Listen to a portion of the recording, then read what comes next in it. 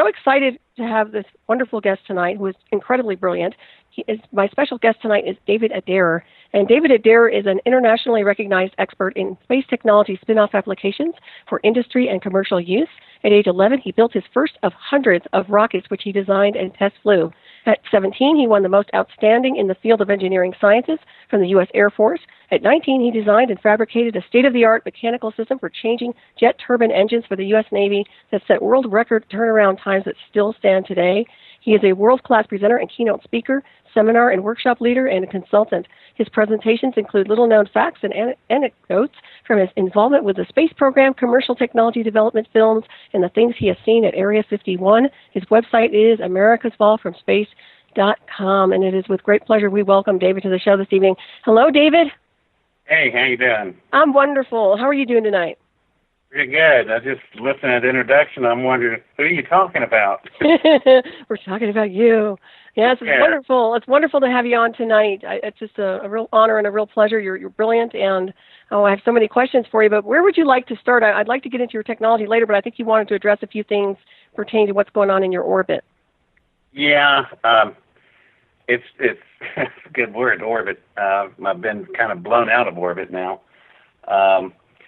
I guess I really got popular in 1999 when Art Bell had me home for about 7 hours, and I told my story, and I thought it would die off, but apparently it didn't, and it's really, I'm just amazed at how many people are interested, how many fans I got, and they've been there for decades, so I really appreciate all the fans out there. I really appreciate your support and interest. I just can't imagine it still be going on as much as it is.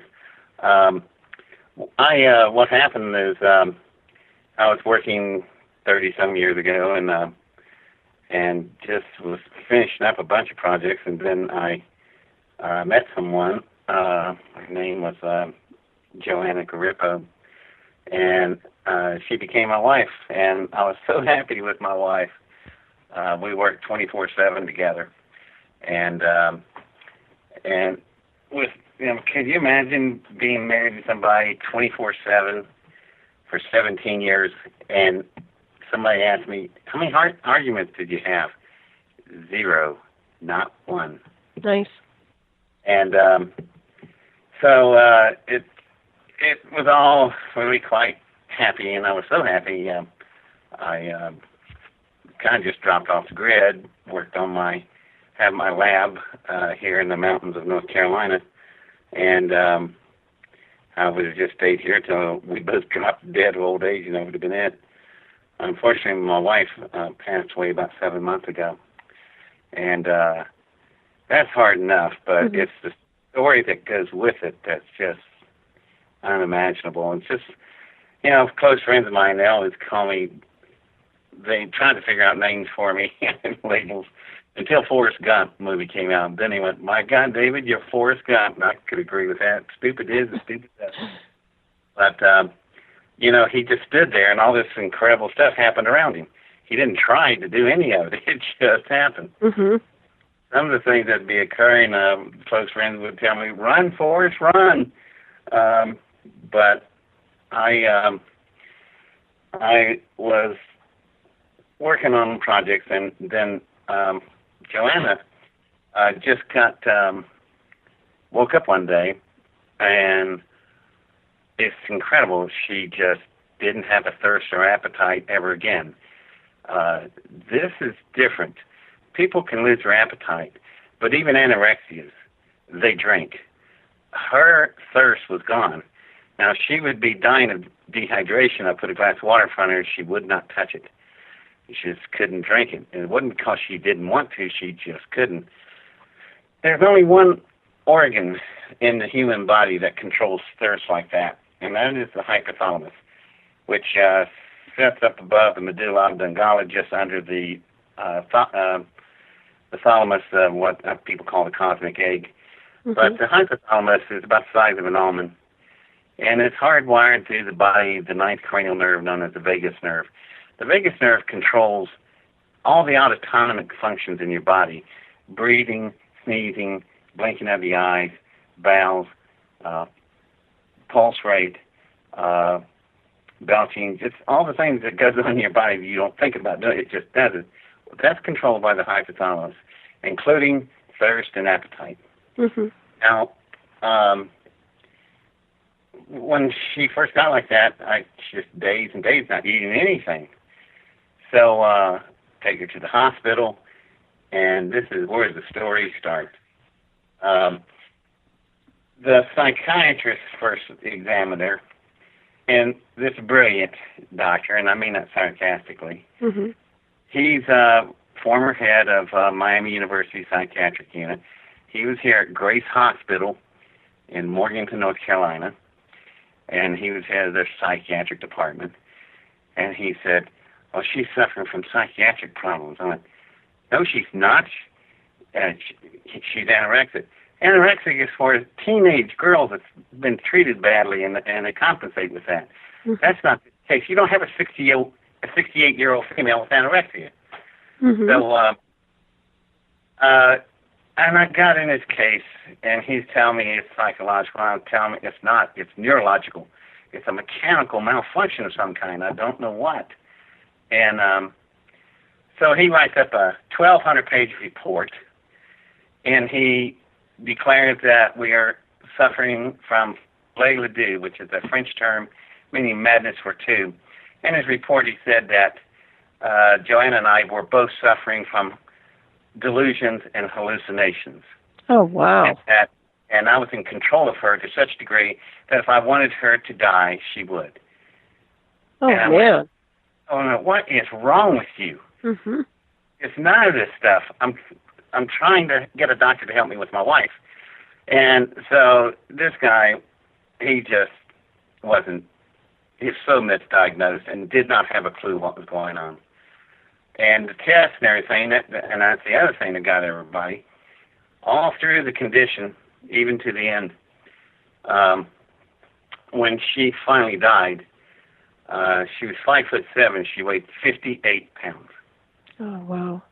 And she was a walking human skeleton, but here's where it gets scary. The hospice of Burke County, North Carolina, they came in the first day when Joanna was lying in bed there, and I battled with all these doctors, which were kind of jumping out of a chronological timeline here, but I was battling with doctors, and they basically stole all her hope. And when your hope's gone, that's the end of the game.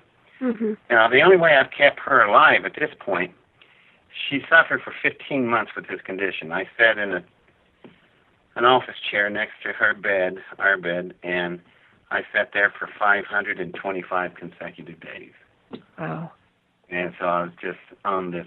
My work stopped. Everything just came to an end. Mm-hmm. And it was progress from where she wouldn't eat or drink. And we went to the ER 35 times because I would get IVs in her for hydration. And then I was always constantly battling constipation because the body's drying out. Mm-hmm. And the constipation was coming from a food source, which what happened, she just kept losing weight so rapidly. She dropped from a baseline weight of 119 pounds to 80 and still dropping. Wow. So I got a surgeon, and Dr. Jacks put in a feed tube. And then I was told, you need to squirt in 2 ounces of water, 8 ounces of food, and another 2 ounces of water. And I did. And in about 6 minutes, we had number 10 searing, screaming pain. So bad I had to use enough morphine to knock her out. Wow. And then Dr. Patterson of the Mayo Clinic, big organization, in Rochester, Minnesota, working with Landon Jones. Type that in the internet and take a look at him. L-A-N-D-E-N Jones. Landon Jones, 12-year-old boy. The article is The Vanishing Boy, because he was just wasting away. Mm-hmm. And so they said, we ran the same problem. How are you feeding your wife? I said, I got around the problem. How'd you get around the problem? 700 hours on the internet and medical books, and I figured something out. And they asked me, what'd you figure out? I said, well, what happened was when we introduced that much food, we expanded the stomach. The stomach is a spider web-looking set of neuronetric sensors and neurosynaptic orders, and it's hardwired to the cranial nerve, to the hypothalamus. So when a normal system like that's working, the stomach shrinks, the signal goes through the vagus nerve to the hypothalamus. The hypothalamus tells your brain, hey, we're hungry, let's eat. So you eat. Then your stomach expands out as you eat the food, and then it sets off the neural fibers again, sends a signal to the hypothalamus. The brain tells you, hey, we're full, let's stop. Well, in this case, when it got to a full stop, or when the stomach expanded with the food going in, it went into a number 10 searing pain. Obviously, this condition does not want to deal with having any food or liquids coming in. Mm-hmm. So my wife is just going to starve to death if I don't figure out something. So what I did, I started using formulas and ratios, and I came out with a solution of 125 cc's of water with 8 ounces of food, Levgidity 1.5, and hook a feed pump onto the feed tube and put the food and water in a bag and set the rate on the pump at 4.5 every 24 hours, and I could get 1,800 calories in here every 24 hours without setting off the tripwires. Mm-hmm. And that's how I kept her maintained. And we went on for like 8 or 9 months like that, and the Mayo Clinic, explained that's a protocol that I built. And they asked me why I didn't order these other tests, and I went, I can't order tests. I'm a spouse. I'm not a doctor. And they went, they were dead quiet. Went, we thought you were a doctor. They said, how do you learn so much? I went, oh, guess what? I learned to read in the 3rd grade. You just sit and read and figure this stuff out. Mm-hmm. So anyway, I then tried to find doctors to help me.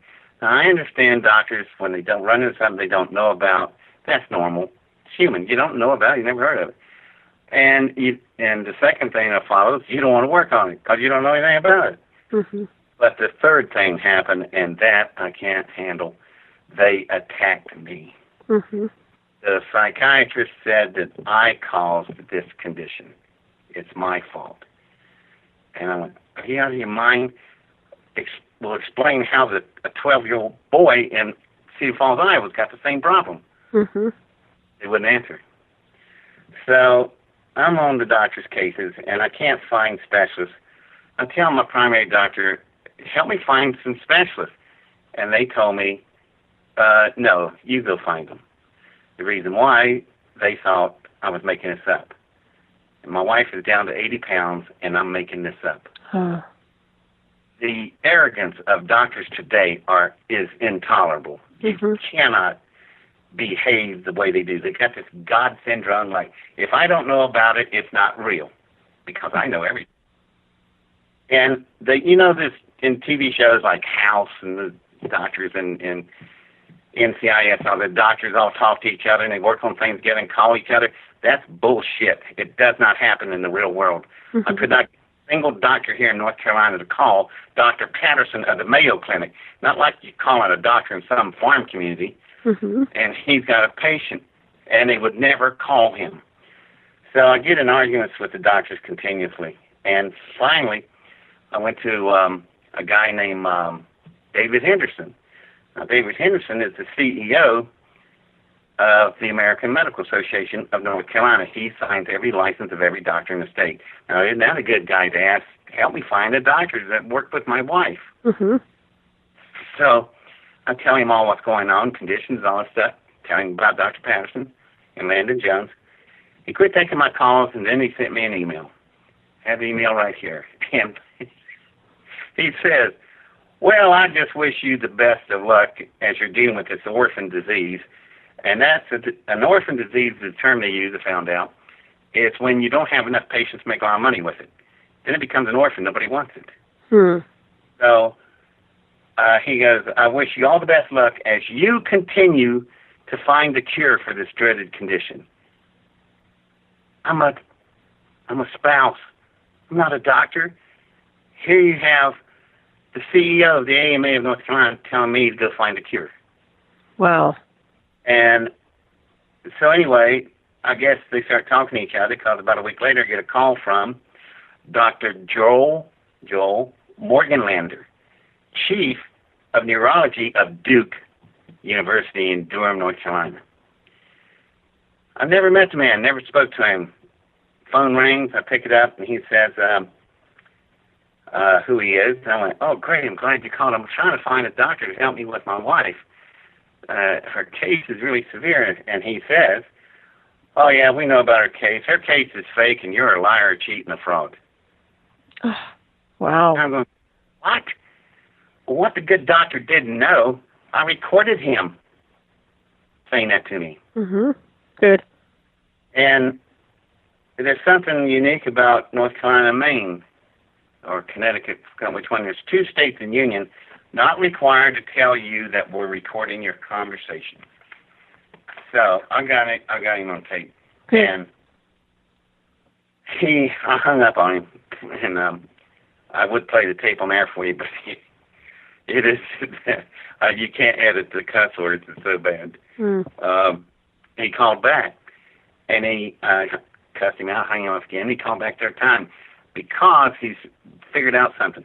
If I was a liar, cheat, and a fraud, I would not be this violent with what he said. Because if you're doing that and trying to get money or whatever the damn reasons, I would be lying for something about this. Mm-hmm. So anyway, he finally agreed to set up an MRI for her. And we did the MRI, dye contrasting. We sliced the MRI with the hypothalamus. We sliced it with the MRI and looking at the photos. And before they even opened their mouth, I said, normal, normal, normal. And they went, exactly. I said, well, that's the same thing they found on Landon Jones. Dr. Patterson said it's on a microscopic level. And we don't even have a name for it. My wife died, and on the death certificate, they wrote anorexia, and I said, I'm not going to accept that. I will sue you into the next century. Mm-hmm. So they finally wrote on the death certificate, they have anorexia, and then underneath it, dysfunctionality in the hypothalamus. That's our working description from the Mayo Clinic. Wow. That's what Landon's got. That's what my wife's got. So guess what? It was never psychological. It was neurological. I was right this time. So, and Joanna was lying there, and she's, and the psychologist said what he did, and when they had his 1,200 pages. And you know what? He said I was so abusive to her. I was never abusive to my wife. She was embarrassed when guys get drunk and they ask a stupid question. You know, who do you want to be stranded on a deserted island with? And I said, other than a master boat builder, my wife. And I get a whole bunch of napkins and straws. It's coming my way. But I could just have been with her isolated, and I would have been absolutely happy. Mm-hmm. But to prove that, and trying to prove this to the doctor, on the 14th, to listen to your messages, press 1. Joanna left me this voicemail. Oh, okay. Here it is, and this is after 14 years of marriage. My man, Dave, I love him so. Oh, my man, Dave, I want to let him know. Oh, my man, Dave, where did he go? Please call me and let me know so I can tell him how much I love him. That was today's ditty, presented to you by your dingbat wife, who really does love you. Sweet. Anyway. End of message. This message will be saved for 21 days. I've been saving that message every 21 days for 3.5 years. Aw. She talked like that all the time. She was like a talking Hallmark card. Just amazing. Well, she just spent that out, and it rhymed, and that wasn't rehearsed, or that was impromptu with her. Mm-hmm. And I played that for the psychiatrist. I said, does that sound like a distressed woman? So the psychiatrist and the primary doctor, they all work at the same hospital, and I get a knock on the door, and it's a really loud knock on the door, and there's this woman standing there, Nancy Rollins. You know who Nancy is? She's a DSS agent. I've just been charged with criminal neglect, abuse, and exploitation of my wife. Wow. Unbelievable. And that carried years of prison time. Mm-hmm. And I asked her, who brought the charges? Well, by law, I can't tell you. So we're accused, and we can't know who the accuser is. That's great. So she said she needed to talk to Joanna, so she went back to the bedroom and talked to Joanna. Then I told her to come and see me in my office, and she did. And I asked her, what's your primary function? What is your job description? Well, see to the welfare and the health of the people that's being listed that they're being abused. Perfect. Help me find a doctor. And I set down 1,200 pages of 6 hospitals, and I explained the whole situation to her. And before I did that, when she first sat down in the chair, she told me, there'll be other DSS agents knocking at the door unannounced at any time. If you don't open the door, we'll arrest you. Oh, to catch me doing things. Yes. Yeah. Well, I played this tape for her, and she had talked to Joanna, and that is a terrible side effect of this condition. Landon Jones has it. When you go to his site, look at the pictures of him standing side by side, and you'll see how much weight he lost. But look at the face real close. The one on the left, he's smiling and happy. The one on the right, he is absolutely deadpan. This condition removes all of your emotions. You become a Vulcan. You have no emotions of any kind. And you don't know what causes it, right? There's no idea as far as what causes it? Nope. It's unknown. And we don't know how it travels. How does it pick itself? What's the modality? We know nothing. Mm-hmm. We have no diagnostic tools. Mm-hmm. We're just kind of standing there. And so I said, what if other people come down with this? We got 2. We got patient 0 and patient 1. So I talked to CDC in Atlanta, and they said, I said, does a thing like this only attack 2 people and that's it? They said, no, not with the parameters. Well, what's the parameters? You have a 12-year-old male, and you have a 68-year-old female. Both have it now. Who's in between that bracket? Everybody. Mm-hmm. And CDC is really concerned. And they wouldn't talk about it, really. And but I could see it in their faces. They're concerned about an epidemic. This thing's coming. It's an old child's fairy tale. Something wicked this way comes. Mm-hmm. It almost sounds engineered to me, to some degree. You know, I was a desperate husband trying to save my wife, and I thought about things, and it's just the weirdness of this thing but it gets weird. It's this is strange. It gets even more strange. Mm-hmm. So after Joanna hears no doctors want to help, there's no hope, she invokes her medical living will, and she forces me to pull the feed pump, which you have no idea how hard it is. Mm-hmm. I'm so sorry. I pulled the feed pump and called hospice. And they showed up just within an hour, and they stayed here 49 consecutive days. But think about that, what I just said. She had no food or water for 49 days. That's medically impossible. Yep. You'll die of you'll die of dehydration before starvation. Mm-hmm. But this is where the nurses of hospice got scared. She was totally coherent and cognitive. And the lawyers of hospice had to verify that because they were worried. And they took her papers and certified that she was totally competent. She should be unconscious 49 days with no food or water, mm-hmm. and you're still functioning. Wow. She talked to me just like you and I are talking till the last day before the last day. And the last day she was just quiet, was laying there. And when she died, I reached out with my fingers and closed her eyes. That was the last thing she saw. Mm-hmm. What she wanted. But what really got to hospice nurses, they started referring to her as Benjamin Button. Now, with 58 pounds on your 5'7" frame, you can imagine the skin was just hanging. Mm-hmm. Okay? But then her face. She looked like she was about 26, 27 years old, and she was 70 when she died.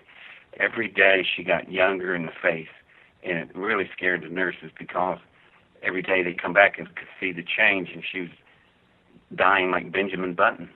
Wow. Brad Pitt movie. Mm-hmm. And that's the condition of this hypothalamus. This hypothalamus is so powerful. You know your id, ego, and superego, the id, the basic drive to stay alive. Mm-hmm. You know, you're starving, you're dehydrating to death, and you set a glass of water in front of her, and she goes, I will not touch that. It runs the id over like a freight train. Mm-hmm. This thing is absolutely lethal, and it will absolutely kill you or put you in a state of existence where I have to pump food into you every 24 hours, 24/7 for the rest of your life. Mm-hmm. Wow. So at what point, can I ask you real quick, how long did it take for you to recognize these symptoms? Instantly. Okay.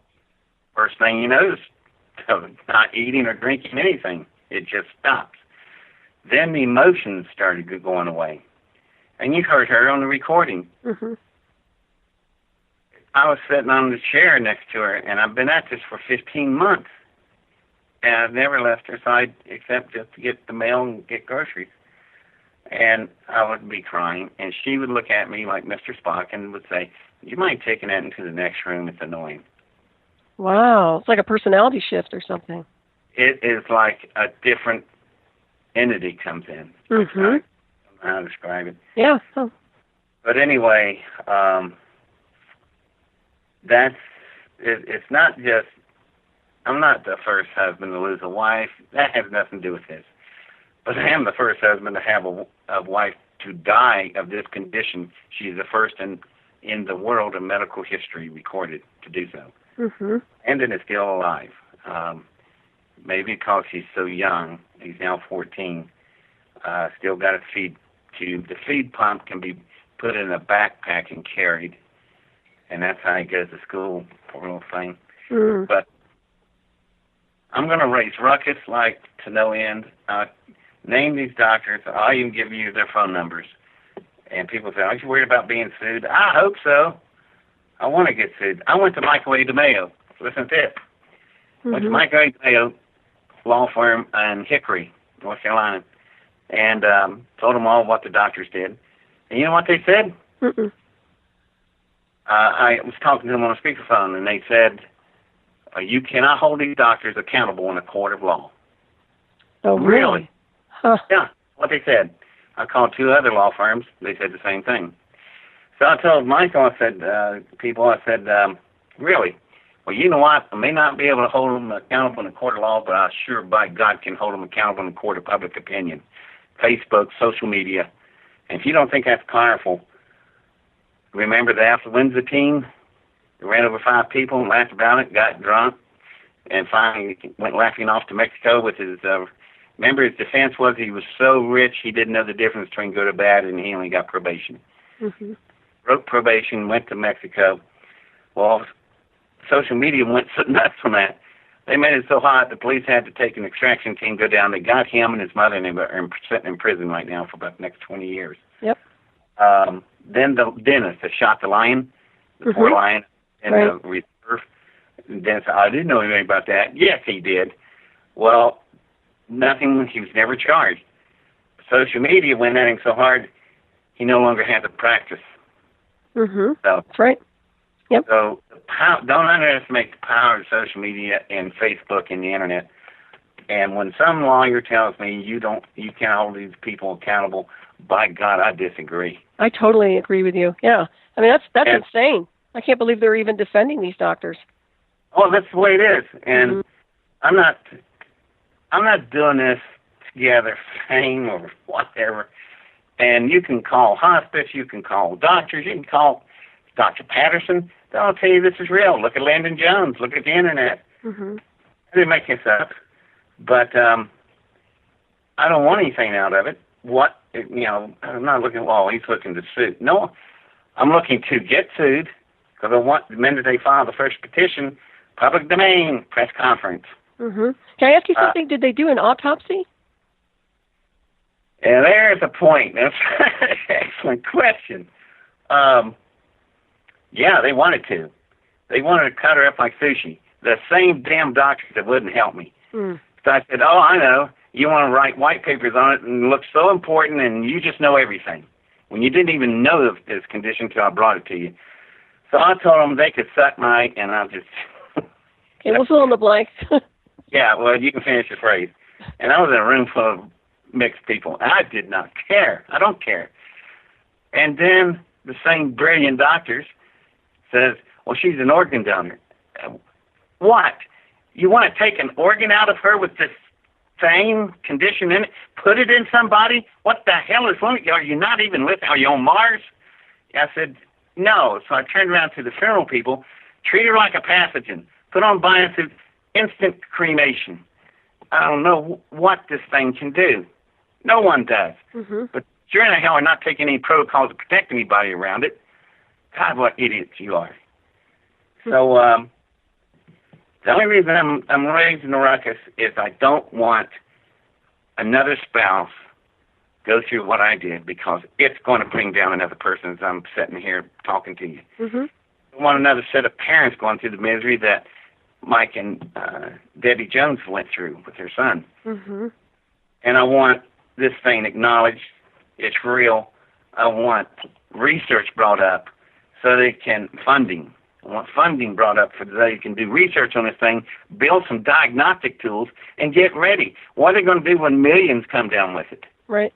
And you say it happens instantaneously. Wasn't it the little boy, was it Landon that had, he ate one day and then the next day he just wasn't eating and all that? You read the website, and I talked to his parents. Mm-hmm. 12th birthday, cheeseburgers and pizza. Man, that's a feast for a 12-year-old. Wakes up the next morning and never eats or drinks ever again. Wow. And you know what that means? Everybody is in the sound of my voice. There's a reality that you could wake up tomorrow and you got this. Now, I've got a lot of emails from people going, well, I didn't eat. I guess no. What makes this unique is that both thirst and appetite disappear simultaneously, never to return. That's when you know you got this thing, this malfunction in the hypothalamus. If you don't have both of them simultaneously, then you don't have it. Mm-hmm. Right now, there's only 2 known cases on the planet. And my wife was the first to die from it. I'm so sorry about that. What year did this happen for these 2 known cases? Are they that far apart insofar as years go? Oh, let me tell you. 35 days between Landon and Joanna. Landon came down first. 35 days later, Joanna gets it. Now, that's no accident. No, it's different state, though, right? Yeah. Here they are separated 53 years difference in age, separated 2,000 miles from each other. Mm-hmm. How did they come down with it? Why didn't I get it? Not contagious like we know contagions. I didn't get it. Mm-hmm. And anybody worked with her, the hospice people, nobody got it. So, right. I don't know. There's so much unknown. I could ask 1,000 questions right now. Mm-hmm. And I guarantee you I can ask questions that you can't possibly think of. And there are no answers. Right, and all they can call it is a dysfunctionality in the hypothalamus. That's it. That's a working description. That's all that Mayo goes with. That's all I can go with. But anyway, that's pretty much what happened in a nutshell. Well, I'm glad you brought it to light here. People need to hear this and understand what's going on, and hopefully we can get some kind of resolution to it. Well, the only thing you can do is get funding, get research, pinpoint it where it is, build diagnostic tools that can detect it, and then figure out a protocol to bring it to an end. Mm-hmm. And it's so humbling. You know, I've got a few brain cells in my own head, and I had no clue. This thing just beat me like a drum. And with all that I can do, I couldn't do a damn thing.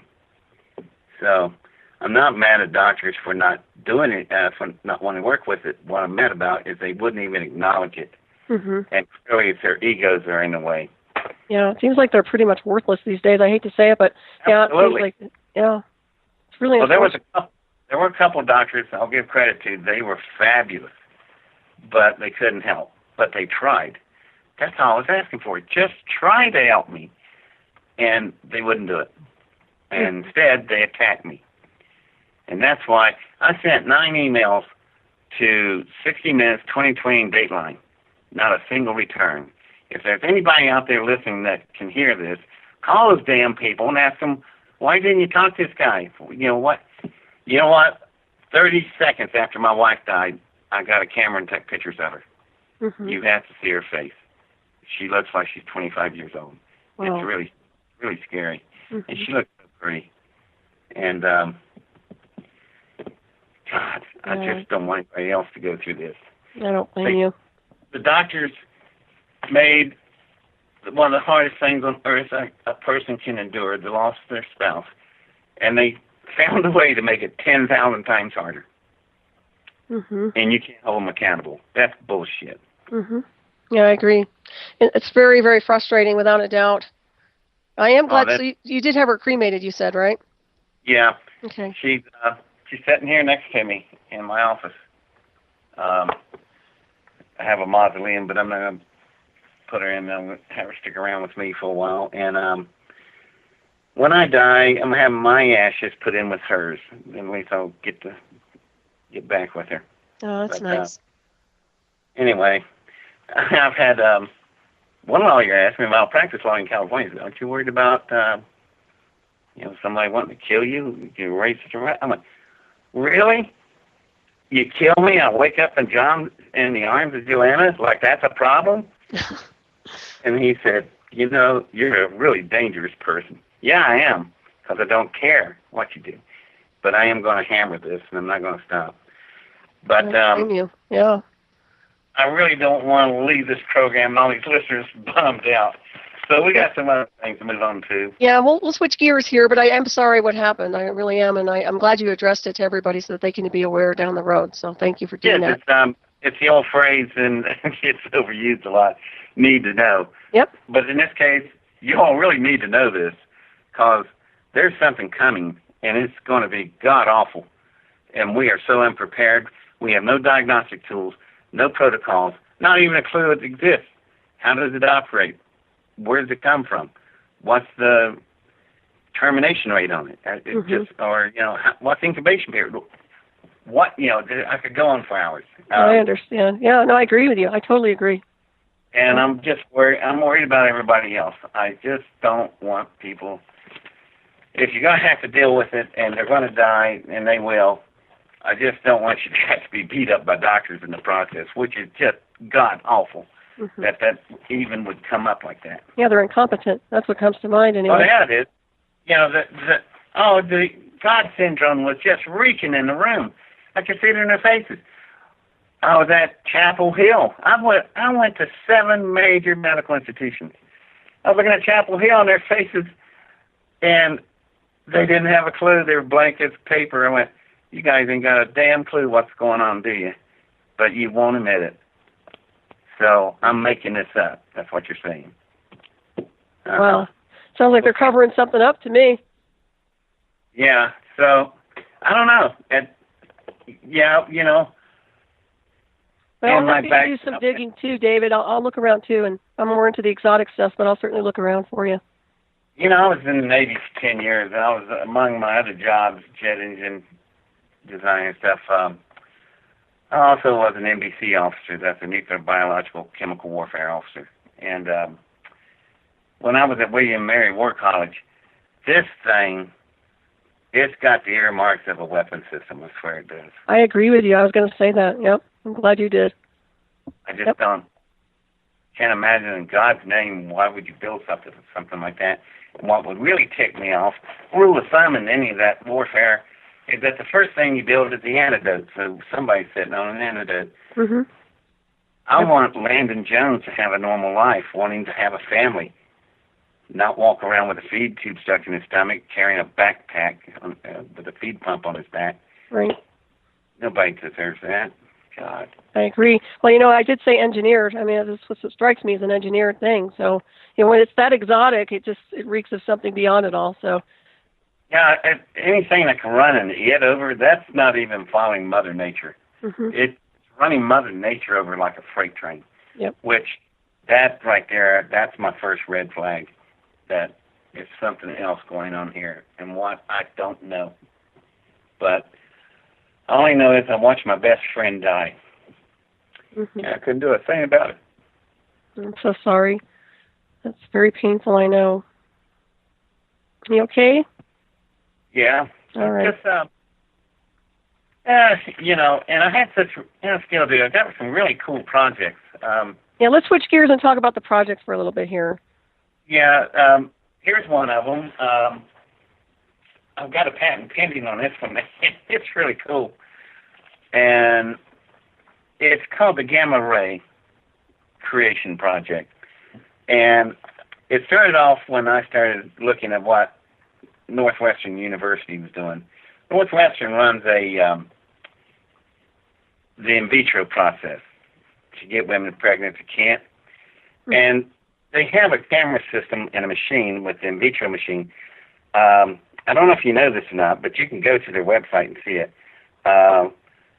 When a sperm enters an egg, it's an extreme buildup of calcium, which triggers the release of zinc from the egg. And when it does that, it flashes. That as soon as the sperm goes in the egg, it flashes. So that's like spark of life, they refer to it. But see, that's, you have a tray of eggs. Only a few of the eggs will spark really bright. Some will be dull, and some don't spark at all. Mm-hmm. So the only ones that they're going to concentrate on for fertilization is the ones that spark the brightest. So I was thinking about that, and then I went, just thought about it for a while and went to bed one night, had this dream, like all the stuff I do comes from dreams. And this dream was really detailed and showed me exactly how to build this device. So I called Northwestern and told them their problem is they lose half of their eggs. And I said, I think I have a way for you to regain the other half of your eggs. And he went, we're listening. And I said, I told them what I did. And they went, are you serious? I said, yeah. And what I did, I took an in vitro machine and I put it inside a device called a cloud chamber. You ever heard of that? Mm-hmm. For people who don't know what it is, you can go to, like in Los Angeles, you can go to Griffin Observatory and you'll see a big box sitting on a table. It's a plexiglass box that's full of a special gas. And you'll see these streaks going through this gas, just in all directions, all different angles and trajectories. And you're looking around and there's nothing attached to the box. Where are these streaks coming from? Well, they're actually gamma ray particles. They're coming through the roof of the building, and they're going through the box, and the gas allows us to see the trail. Mm-hmm. And then it goes through the floor of the building, through the planet, and keeps on going. Gamma ray particles travel billions of light years in distance in billions of years.